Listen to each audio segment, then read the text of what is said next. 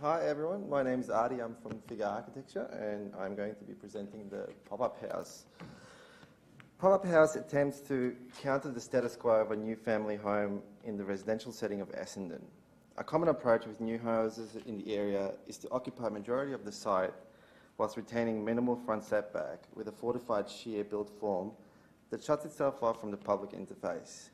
Our approach was to create a home that seeks to discover opportunities in the often static, underutilised and forgotten.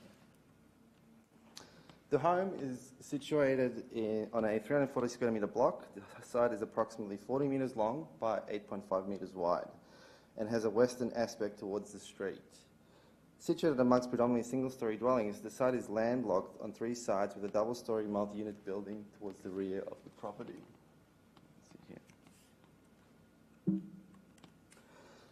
A young family of four looking to build their long-term home.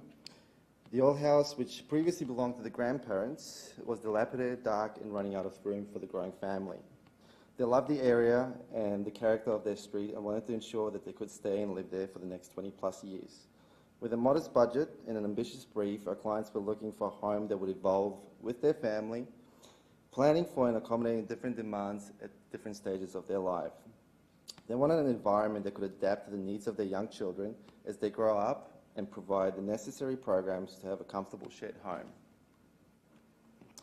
The existing house was positioned on a relatively flat site, set amongst predominantly single and double-storey dwellings. With an ambitious brief and the need to retain as much of a backyard as feasible, we knew the home had to incorporate a second storey. The house needed to be modest and respectful to its neighbours, as this was going to be an investment into the neighbourhood for the next 20 plus years. The typical wedding cake approach, as demonstrated with some of the existing houses within the context, seem bulky and out of place. It's here where the context starts to inform our approach in dealing with the mass and the formal qualities of the home. Our approach to the domestic container was to use a simple extrusion of the neighbouring vernacular silhouette. The extrusion was elevated from the ground and set on top of an arrangement of programs.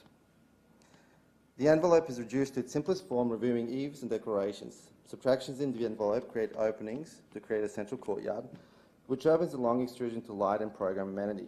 At the rear of the property, the envelope is sliced to reduce the visual bulk of the building and establish a single-storey elevation to the backyard.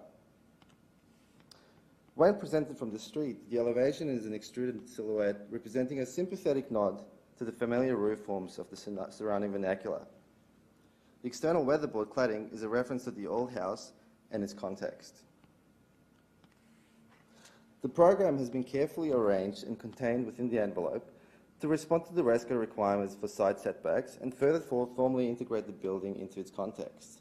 The outcome is as much about the atmosphere and spaces within the house as it is about the connections of those spaces to its surroundings. From the outset, our clients felt their new home had to establish a dialogue with the context beyond the site boundary, creating a visually engaging public setting where neighbours and friends can be part of informal gatherings. The ground floor contains the open plan living and linear kitchen arrangement, tying together the dining and living spaces. It's flanked by the backyard to the east and a central courtyard to the west. We pass through the underbelly of the building with the storage concealed within a landscape wedge, a workshop and a powder room. A central courtyard is exposed, which allows a secondary informal access through a mudroom and pantry into the house. Level 1 is divided into two zones, the main bedroom wing and the kids wing. A central courtyard has been filled in with a net to create a flexible zone that's trafficable whilst protecting family amenity to the ground floor below. Custom designed operable screens are strategically positioned on the first floor western facade for controlled screening of the western sun, whilst allowing for maximum flexibility in managing solar access, privacy and views to the nature strip, while the upper floor of the house can be opened and shut to provide privacy and shading. The ground floor invites the visitor underneath and into the centre of the house through a threshold of recycled brick paving and a ground and timber ceiling above.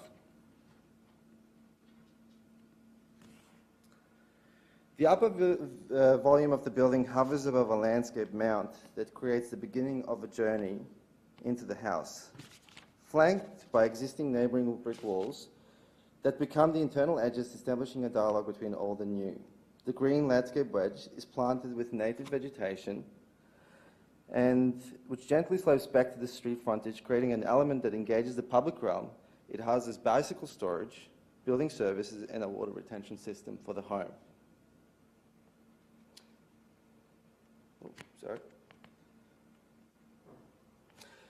The hovering belly of the house creates an undercroft that guides the guests into the private areas of the home, past landscape zones and the central courtyard gardens, creating a multifaceted zone in the front yard that can adapt and evolve in program and use. As such, the underbelly of the dwelling doubles up as a carport, extension of the workshop, and informal entertaining area. The duality provides long-term flexibility and adaptation of use.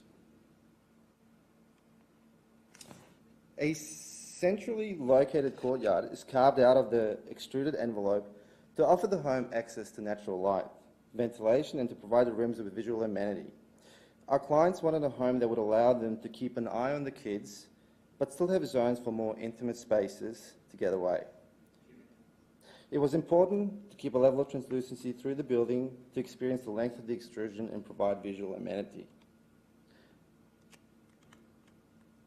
The external material palette borrows from its past and establishes a dialogue with the existing neighbouring walls.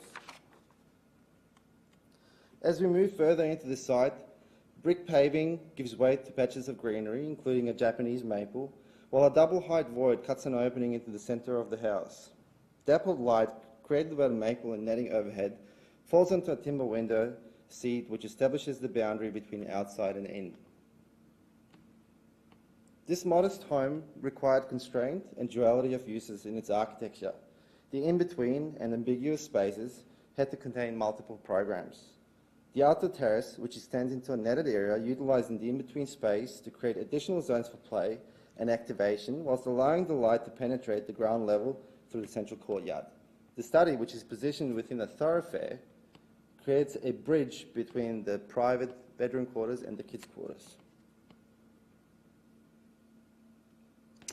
We wanted to stretch the living zones both in length and vertically. The linear kitchen bench is extruded to create a seating platform. The kids can do their homework or read while their parents are preparing dinner. The aim was to promote engagement and sharing of these spaces. A deep green laminate adds a level of play against the more restrained palette. It extends the length of the spaces of the zones together, playing further on the colour and memory of the old relics of the house. And what was those previous images of that little single seater that the grandfather used to own? The external finishes are modest, and the weatherboard cladding was both an appropriate response to the old home and its context, as well as a very cost-effective way to clad the building. A white colorbond roof drastically reduces heat transfer internally. The openings and windows have been designed to optimise passive solar gain, and all windows are timber framed and double glazed. Need for air conditioning is minimised through active management of shade and flow-through ventilation. We wanted the home to be modest and for it to respect its context. Our aspiration was to create a home that engages with the public realm by inviting opportunities for interaction between inhabitants, visitors and neighbours to promote a sense of community engagement. We wanted the proposition to establish an alternative precedent for new dwellings in the context of Essendon and beyond. Thank you.